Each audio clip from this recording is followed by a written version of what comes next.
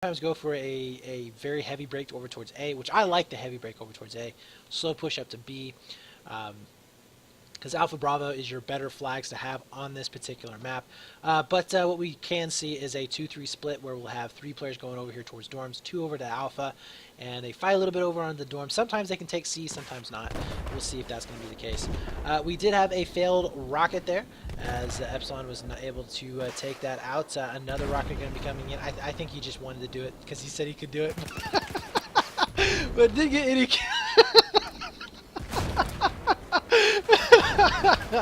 Oh man, even Jika knows that it failed. But anywho's, Horik is going to get taken down by Hunter there. Jika, by the way, getting that the other rocket that I have caught on stream. Very awesome stuff. It even got featured by Battlefield, but they didn't link my channel, those little bastards.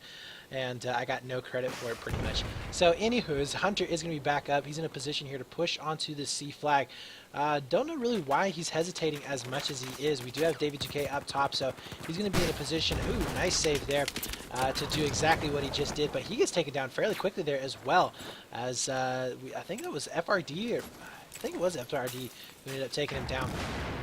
So kudos there. And Bankai is going to be up as well. There's the push into that Charlie flag finally going to be happening here. But we'll see if it's going to be successful. They did take down Horik, so they're on a roll right now, just pushing through here. Slow push, rather. We do have a potential push here from Epsilon onto that Alpha flag. Jika is going to be back up inside Schoolhouse. Now, I like his positioning here, but they do leave A fairly wide open, and this is one of those flags where I don't agree with abandoning if you don't have to, and they certainly didn't have to in this position. But we are going to be seeing that Alpha Charlie setup right now. Jika is in a position here to help out just a little bit. Hunter is going to be trying to spot out a couple of players there into A building, but A will be going over into the favor here of Epsilon right now, as we do see one getting spotted out down below. Hunter, though, missing out on almost every single one of his shots. Finally, his teammates will be able to clean it up, but he gets cleaned up himself by Horik. So, 186 to 170. Epsilon still in the lead, just barely, though, as it is a very, very close game. They have secured themselves Alpha and Bravo. I don't think they've cleaned up A yet. No, they have not cleaned up A, and this could be a bit of a problem for Epsilon right now. Nice pickup there from Horik. Can he make it a two-piece? No, he spots out one in the window. Can't connect with it just yet, though, and he should be able to defend this fairly easily now. He knows where they're at, and actually, he has the upper hand here. Just catches out one. Can he get the two-piece? He does! Nice job there from Horik as he takes down both of the players spawning back in, defending A very, very well, basically by himself. And we even have Duke here in some back C spawns, able to get a possible triple cap. And if they can get a triple cap and force them onto back C perch spawns, oh my god, you're talking about a whole lot of pain going to be coming in for GC. 181 to 154 or 45 here. GC on the back foot, but they're not out of it yet, as we will be seeing Mayic playing very, very defensively there onto tower. I like that positioning there. Will allow them to really get a lot of good callouts coming in here. Nice shot there from Mayic. See if he can get this second one. He's getting chased around the corner. Oh no, too low on health and just could not do it. Now the repush from Horik will be coming back in. Marsu now. It's all up to him to try and go clutch. Could be waiting for Mayic to get some spawns back on him, which would be the smarter move to do.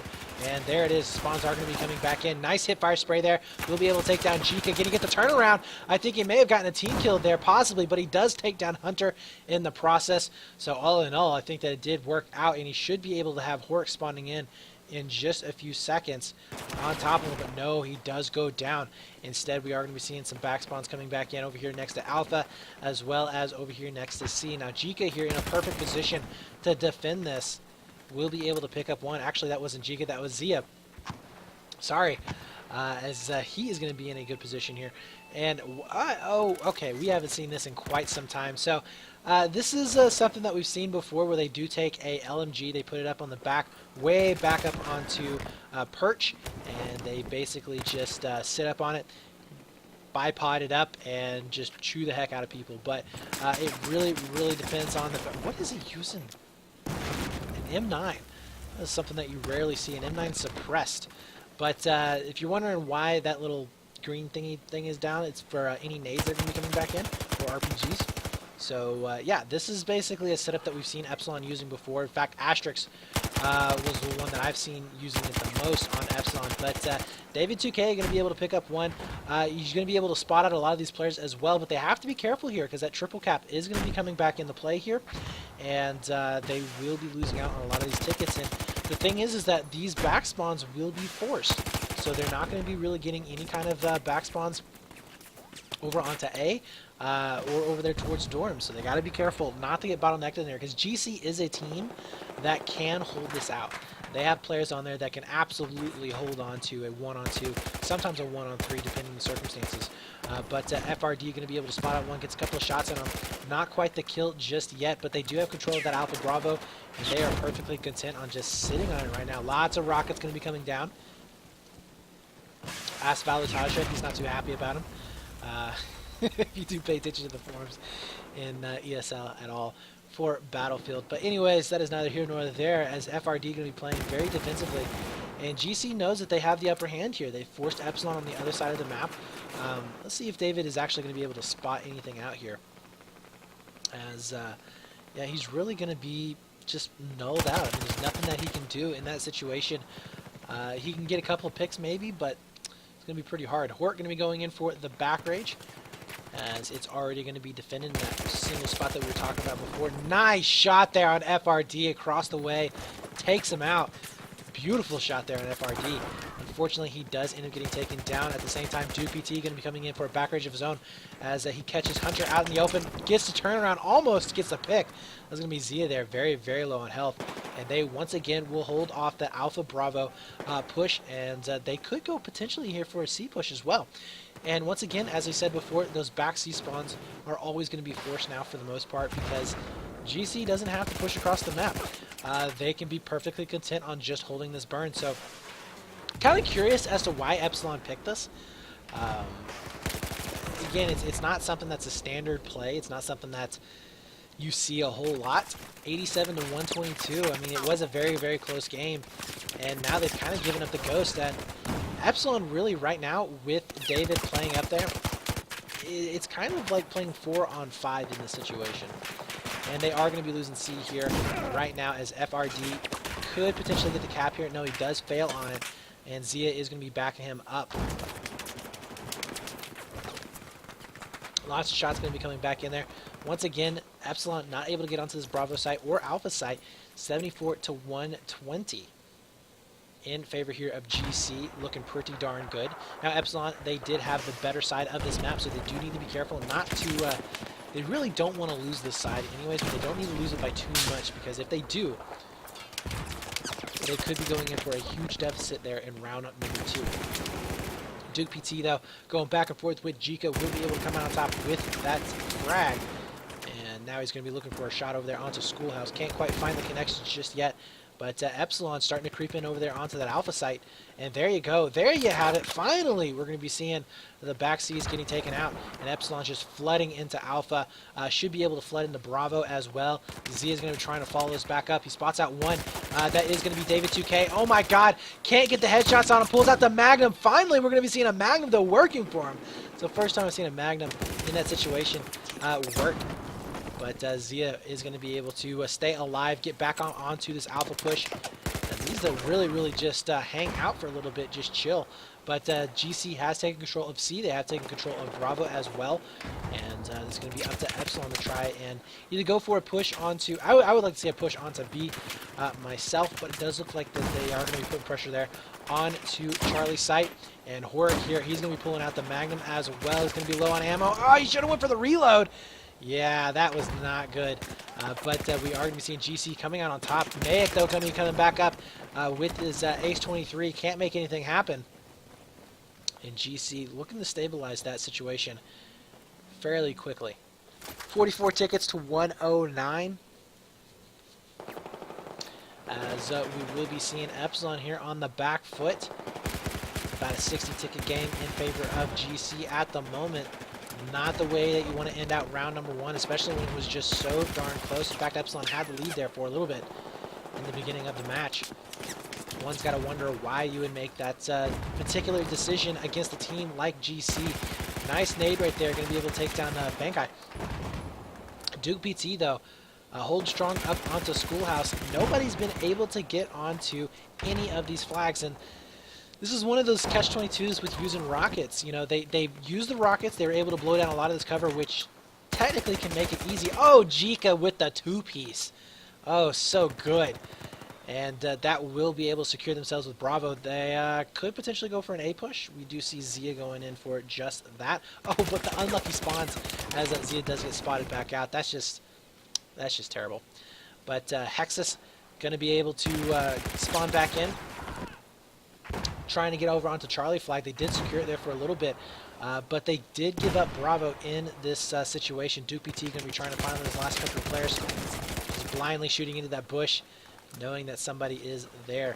And Bravo and Charlie both getting capped back over. 16 tickets to 96. Now, while it does look like it's going to be impossible here for Epsilon to win this round, they can burn down a considerable amount of tickets. I've seen in this very situation where they get caught back over here onto back C spawns, I have seen a ticket swing of 70. No joke. So it is definitely possible to burn down to 30, even 20 tickets for GC. We'll see if that's going to be the case, as Alpha Bravo will be in the favor here of Epsilon, and they've got to be careful with their reses, they've got to be careful with their med packs, and make sure that they stay alive as long as possible. Because remember, right now we are playing for the bleed, and with them picking up Jika here in the backfield, that will allow them to force the rest of GC over there onto the C side of the map. Marsu going to be in a position here to catch out at least one, and he should be able to get this kill here. He is very low on health, but it's a two-man push now. And does he able to spot it? Nice pick up there onto Jika. Marsu earning his position onto Epsilon. When he needs to go strong, he is. But Hork has to be watching his sides. A is going to be flashing here in just a few seconds. Is he going to be able to take him out? And he does. 12 to 66 this is what I was talking about before, guys. It's starting to go way, way into the favor here of Epsilon. And all of a sudden, that scary, scary 100-point lead isn't there anymore. C is going to be getting contested. It is grayed out, which means that GC has to go over to C. They have to expend resources to cap that flag back. And it's going to be fairly difficult, meaning how that flag is wide open. Back C spawns are still going to be coming back here. Epsilon losing out, though. They're getting picked off one by one, and they got to be careful here. They have a chance to really, really do the damage here. In fact, they could win this if they are careful. But they might have been a little bit too overconfident there in that situation. Massive spawns. B flag will be going under the possession. Now, saving grace here is that Mayic coming back in. FRD switching over to a recon kit. Not too sure if that was the best of situations. I wouldn't have switched over to a recon kit, especially when Epsilon was in a very good position there to drain you down to about 30, maybe even 20 tickets. But 5 tickets left here for Epsilon, as they have really come back here on the second side. Now, once again, GC will have the easier side in round number 2, and they were definitely looking good in their frags. But you gotta wonder why Epsilon went for that particular play where they did set up on the back C with that support. I really don't know. I couldn't tell you. I have absolutely no answers as to why they decided to do that. It gave up a huge, huge, huge amount of tickets there in that situation. It was a very close game up until that point when they decided, hey, I'm going to camp here. I don't know. Maybe they saw something that we don't. It has worked with them, I think, in the past a couple of times, but like I said before, with a team like GC, you can't just, those tactics just won't work. They just won't work. So we are going to be heading into round number 2. Looks like we are not going to be live on this next start, so we are going to be delayed just for a few seconds, but that is okay. Once again, guys, thank you for watching. I hope you are enjoying the stream so far. And if you are, you can hit that follow button down below. And if you want to check out ESL, definitely do so. It's esl.eu/eu/bf4. Sign up for next week's Go4 Cup, as well as check out their Twitch channel, which is twitch.tv/esltv_bf4 for the ESL 1 Season 4. That's going to be happening on Tuesday at 1900 CET. Definitely going to be a good one.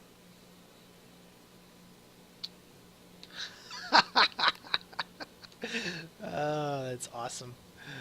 That's awesome. Duke PT, no reg restart. Oh, I just put the score on the wrong side of the board there, guys. Do apologize.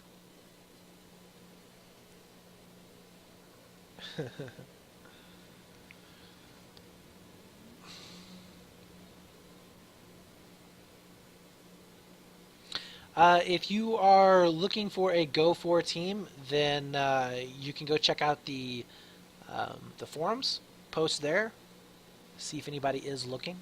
I'm sure there are teams that are looking for players. Epsilon raging. uh,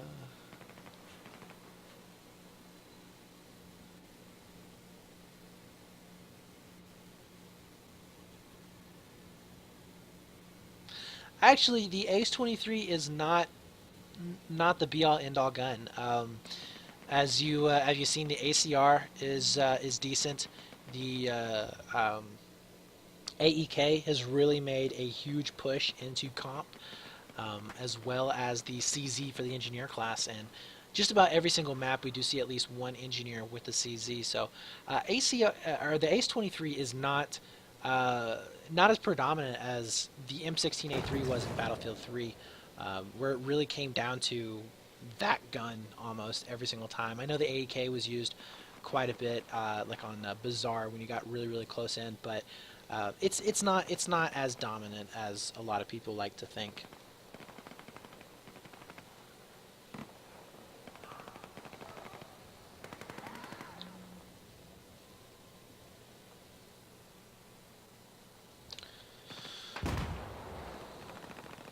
Just waiting on the last player to join up. Should be here pretty darn soon.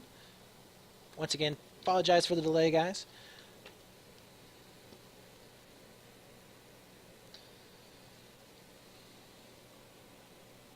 If you did not know, Elevate and Infamous are playing right now in the other semifinals, so we are going to be seeing whoever wins out on that match facing off against Epsilon or GC.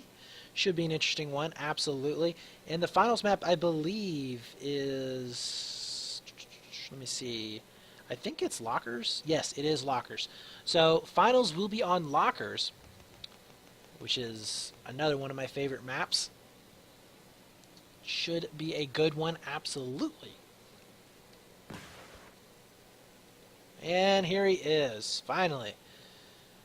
All right.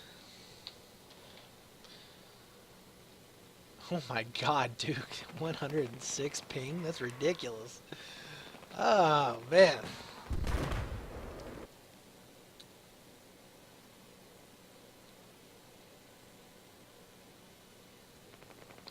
Alright, so we should be going live here on this next restart. What can Epsilon do to come back? Well, one, they cannot go for that position there onto top C. That was just ridiculous. Um, yeah, just don't do that. I mean, as you saw, Epsilon, when they decided to finally, you know, pull their heads out, they came back. I mean, they were at a 80 ticket deficit at one point, and they ended up bringing it down to 44 tickets. So they can definitely, win this if they just play it standard. I don't know why they decided to throw a play like that, especially in the semifinals against this team. But GC, honestly, they took advantage of it. They did very well. I think that if GC played smart like they did before, where they just hold the Alpha Bravo setup and they just let Epsilon come to them, win out on their individual frags, they're going to be just fine. So it's going to be all up to Epsilon to try and make it or break it. Remember, they have that 44 ticket deficit from round number 1. Once again, we go by tickets, not by rounds. And there's the good lucks have funds.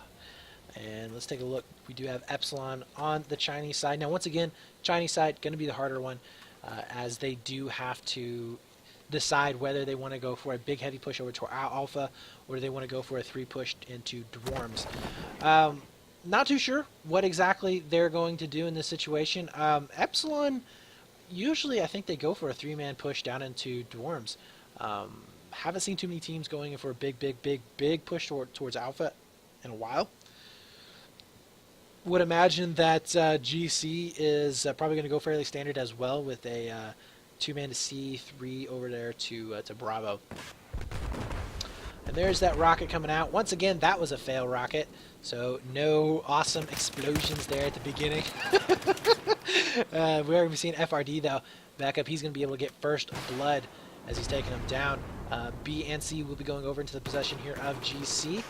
And it is looking like Epsilon spread out fairly nicely here. They did go for a 3-2 split, but we are going to be seeing the other player spawning back over there towards that Alpha side as Duke PT going to be still up on top of Dorms. Oh, he gets caught out in the center of the map, which means that nobody's going to be over there for them. But look at this. Hexus comes around the corner. He's able to pick up 2. Can't quite get the 3rd as Marsu will be able to finish him back off. 198 to 187. Now Epsilon going in for that Bravo site with the 2 revives as well. That's a huge deal. It's going to put a lot of pressure there onto B. A lot of defense there onto B as well. David 2K coming back up in the schoolhouse. Can't quite make it as he does get taken down. And now it will be up to Marsu over here onto the outside as he does take down Zia. Nice pickups there. Once again, this Alpha Bravo setup going to be very important. And Epsilon is still continuing the pressure here. They are going to be able to secure it, it looks like. Going back and forth, and yes, there it is. No rockets are going to be going back out just yet onto B house, so they should be relatively safe here onto Bravo. Jika is going to be possibly going out for an A push, as we do have Maya getting caught out in the open. He does get taken down. Jika also getting killed as well. So Zia spawning back in over here on the top C. We are going to be seeing them getting onto that Charlie site. Nobody going out for Alpha. GC, don't really know why they're so focused in here onto this Bravo point. Epsilon's been able to focus all of their energy on these 2 flags, not having to worry about any kind of pressure on the Alpha. And really it's showing. They've been able to secure themselves this 3 cap for quite a while. If you see there, 2 more or 3 more players actually going down for GC with really no problem there for Epsilon. They're going to be able to get quite a bit of a lead here. 156 to 180. Backseat spawns are going to be coming back in for GC. Nice pickup there from Marsu with those long range shots. And with Duke PT also going to be being back over here with the push from David 2K. They're once again going to be able to wipe up that C push. And the back perch spawns are going to be there. Look at that. Oh my god, this is such a brutal situation to be in. Something that we did see Epsilon being in, but Epsilon forced their way into it basically. They were like, here, we'll go ahead and handicap ourselves so that the next round is going to be close. I don't know. 134 to 179 though, looking really good here for Epsilon. And Duke PT just coming back down. Will be able to take down Zia, but he ends up trading out with him. FRD going to be following it back up. And the reason why this particular side is so difficult will be because you have to cross a lot of open ground in order to get over there to Bravo and Charlie. Of course, you do have those backseat spawns, so it's never a good thing. But FRD still going to be back up there into to Dorms. We're also going to be seeing Hexus way in the back. Not really sure why he is all the way back there. But if you can take a look at it, Jika really can't move anywhere. Marsu has a bead on him. Anytime that he tries to move out, Marsu's going to know it. And even if Marsu doesn't get the pick on him, he's going to at least be able to tell them where he is going. Massive push, though, going to be gearing up there towards that Alpha side. David 2K gets taken down. The rotate from Marsu is going to be coming back in. They need to make it happen now. Either rotate out to C or get the defense there onto that Alpha side. 111 to 176 as we are going to be seeing GC on a little bit of a panic push here. Need to stop this bleed right now. And this is going to be Hexus. Ooh, getting pinched out from both sides. Epsilon there getting some nice spawns coming back in. They are going to get 3 capped here, but they should be okay. A will be getting capped back over here for Epsilon. And they should have enough. Yeah, they have enough presence here to take care of this. No problem. Mick. Mick does get taken down by Hunter. Hort going to be coming back in. Let's see if he can finish it back out. But they will be giving up that position there into A house, which means that they're going to try and jump down like Zia did, but Hort going to be too sneaky and ended up taking him down. Now, Epsilon going to be in a great position there to attack that Bravo site and to try and get it back. They're also going to be in a position here to get some back rages there onto C, but Zia spots that out immediately And oh my god, so much cross shots going back and forth. Both of these teams are having trouble just going anywhere at all. But Zia did come out on top in that exchange. And we are going to be seeing that Bravo site now taken back over here from Epsilon. At the same time, the rotate coming back in for GC will be able to get A back. 105 to 143. Once again, that score starting to narrow its way down quite a bit. Remember, Epsilon has to win by 45 tickets or more in order to take this match, secure themselves into the finals. I don't think that's going to be happening here. GC all going medics right now, which I do like. Epsilon, they are currently going 1 Ingy, which is fairly normal. Either Hork or David goes Ingy almost all the time.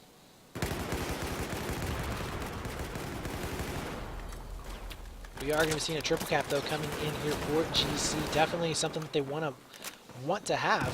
And if they can keep this thing even throughout the entire map, this is exactly what they want. This is going to force Epsilon to have to go for these crazy plays where they have to rush out towards certain flags, expose themselves quite a bit. Oh, Schoolhouse is going to be coming back down, so David 2K has to be careful. Actually saved there from a glitch. But David 2K now going to be pushing back up towards that Bravo side of the map. Can they get the burn, though? They really, really need it here, as they are just getting completely swamped there. GC just putting all the pressure there onto Charlie site, and Jika is going to be up above, giving a nice overwatch position onto Charlie.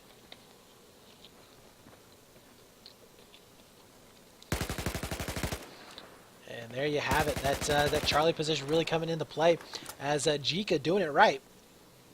Able to get 2 of those kills, secure themselves a 2-flag burn, and now they are going to be in the lead. So Epsilon coming out really, really strong. Not looking so hot now all of a sudden. It looks like we are going to be seeing GC starting to do a little bit better on their frag department. We are going to be seeing 10 and 2 here for Marsu. For Epsilon, 10 and 10 for Hork. Ouch, that's painful. But actually not too great here for GC. 11 and 6 for Jika, 10 and 6 for FRD.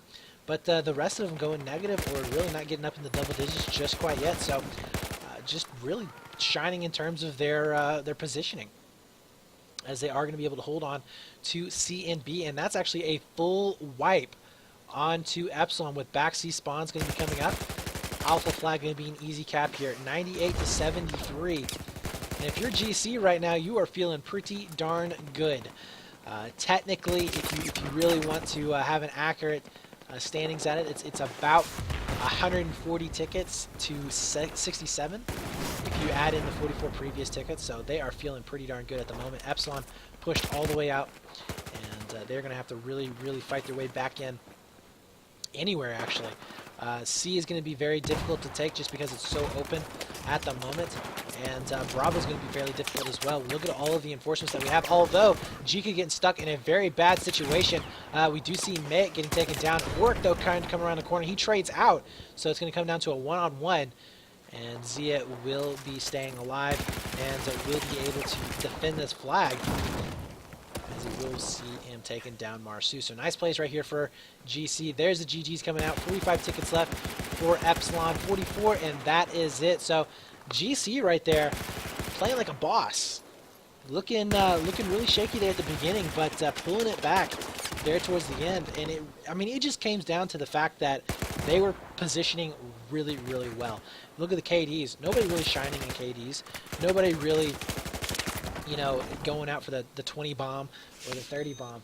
They just took the flags that were better to hold, and they were able to get the bleed on the